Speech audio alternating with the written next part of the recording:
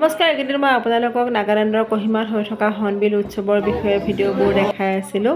এই হৰ্ণবিল উৎসৱতে বা কিছুমান ভিলেজতে 17টা নগা সম্প্ৰদায়ৰ নিজা নিজা আৰ্হিত কাঠ, বাঁহ আৰু খেৰেৰে নিৰ্মিত ঘৰবোৰ বনাই থোৱা আছে। আৰু প্ৰতিটো সম্প্ৰদায়ৰে ঘৰবোৰত সোমালে তেওঁলোকৰ নিজা নিজা সংস্কৃতি, মনৰ পৰিচয়বোৰ দেখিবলৈ পোৱা যায়।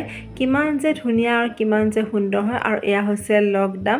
এডাল কাঠতেই বনোৱা হয়। এই লকডামটো দূৰণিত থকা কাৰোবাক নাইবা যদি বিপদৰ সংকেত দিব লগা হয় তেতিয়াহ'লে এই লকডামটো বজোৱা হয়।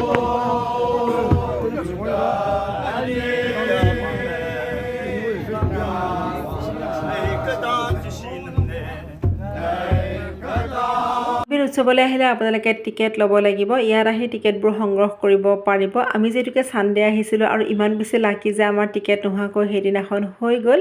আজিলৈ নতুন এটা ব্লগ লৈ আহি আছোঁ।